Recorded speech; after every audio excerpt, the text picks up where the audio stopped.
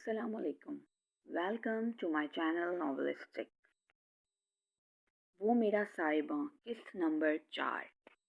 جنہوں نے ابھی تک پرانی ایپیسوڈز نہیں پڑھی ہیں وہ میرا چینل وزٹ کر کے ایپیسوڈز پڑھ سکتے ہیں. آپ لوگ پلیز پیشنٹ کو ریسٹ کرنے دیں اور روم سے باہر آ جائیں. نرس نے ان دونوں کو باہر آنے کا اشارہ کیا. چلو بیٹا، ندا کو آرام کرنے دو، ہم اتنے باہر بیٹھتے ہیں. ندا کی خالہ نے مرحا کو چپ کراتے ہوئے سمجھایا. وہ دونوں باہر آ کر بینچ پر بیٹھ گئیں.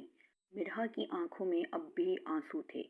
بیٹا تم پریشان نہیں ہو، ندا انشاءاللہ تعالی جلد سے جلد ٹھیک ہو جائے گی، وہ مرحا کو سمجھا رہی تھی. مرحا کافی دیر وہاں بیٹھی رہی اس انتظار میں کہ ندا کو ہوش آئے تو وہ اس سے کچھ بات کرے. شام ڈھلتی جا رہی تھی اور رات کے سائے گہرے ہو رہے تھے. ندا کی خالہ نے مرحا کو واپس جانے کا کہا. حالانکہ مرحا بضد تھی کہ وہ آج رات ندا کے پاس ہی رکے گی، لیکن اس کی خالہ نے اس کو سمجھا بجھا کر اپنے ڈرائیور کے ساتھ واپس ہاسٹل چھڑوانے کا کہا، کیونکہ رات میں کسی ایک کو ہی رکنے کی پرمیشن تھی. ندا کی خالہ نے کہا تھا کہ رات میں وہ رکیں گی اور مرحا وہ کل صبح ہوتے ہی یہاں پر آ جائے. مرحا کا دل تو نہیں تھا ندا کو چھوڑ کے جانے کا، لیکن بہتری اسی میں تھی کہ وہ گھر چلی جاتی اور کل پھر دوبارہ آ جاتی. اسی لیے اس نے ندا کو ایک نظر دیکھا اور خالہ سے مل کر واپس جانے کے لیے پیش قدمی کی. وہ تیز قدموں کے ساتھ ندا کے خیالوں میں گم راہداری سے گزر رہی تھی کہ اچانک ہی اس کا پاؤں کسی چیز سے ٹکرایا. اپنا آپ سنبھالنے کے چکر میں وہ سامنے سے آتے شخص سے جا ٹکرائی. ارے ارے آرام سے، آر یو اوکے؟ ڈاکٹر حسن نے اسے سہارا دے کر پیچھے کرتے ہوئے پوچھا. وہ خود بھی اس صورتحال سے گھبرا گئی تھی. اس کی آنکھوں میں آنسو تھے. جی جی میں ٹھیک ہوں، شکریہ. وہ بامشکل ہی الفاظ ادا کر پائی اور تیزی سے وہاں سے نکل گئی. حسن نے ایک نظر اس کو حیرانی سے دیکھا اور پھر آگے چل دیا. ارے آپ ابھی تک یہیں پر ہیں؟ میں نے آپ سے کہا تھا نا کہ رات میں یہاں رکنے کی ٹینشن مت لیں، میں یہاں دیکھ لوں گا، اور ایک نہ ایک نرس آن ڈیوٹی ضرور ہوتی ہے. اس لیے آپ گھر جا کے آرام کریں، صبح آ جائیے گا.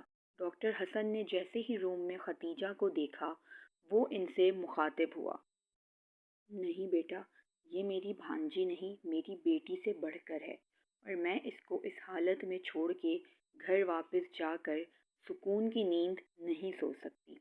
اور پھر تمہاری بھی تو صبح ڈیوٹی ہے نا، تم کیسے دونوں چیزیں مینیج کرو گے؟ مما آپ فکر نہیں کریں، ندا میری سگی بہن سے بڑھ کر، ویسے بھی یہاں پہ نرس بھی تو ہے دیکھ بھال کے لیے. آپ بے فکر ہو کے گھر جائیں، آپ یوں ساری رات جاگتی رہیں گی اور طبیعت خراب ہو جائے گی، ڈاکٹر حسن نے اپنی ماں کو سمجھاتے ہوئے کہا.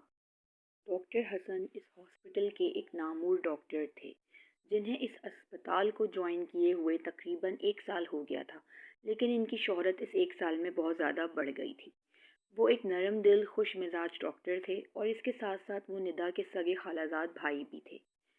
نہیں حسن، میں گھر نہیں جاؤں گی، تم گھر چلے جاؤ، میں یہاں دیکھتی رہوں گی، پھر تم صبح آ جانا. اچھا ٹھیک ہے، میں ایک کام کرتا ہوں، میں آپ کے ساتھ یہیں رک جاتا ہوں. میں آن ڈیوٹی بھی رہوں گا اور آپ کو بھی دیکھتا رہوں گا، کیونکہ میں آپ کو یہاں اکیلا چھوڑ کے بالکل بھی نہیں جاؤں گا. ڈاکٹر حسن نے ان کی ایک نہ سنی اور ان کے ساتھ ہی وہیں ہاسپٹل میں رکنے کا فیصلہ کیا کہ کل وہ دن کے بجائے رات کی ڈیوٹی لگوا لیں گے. مجبور ہو کر ختیجہ کو اس کی بات ماننی پڑی. اگر آپ کو میری ویڈیوز اچھی لگتی ہیں تو چینل کو لائک کریں، شیئر کریں اور سبسکرائب کریں، اور مزید ویڈیوز کے لیے بیل آئیکن کو پریس کرنا مت بھولیے گا. Thanks for watching.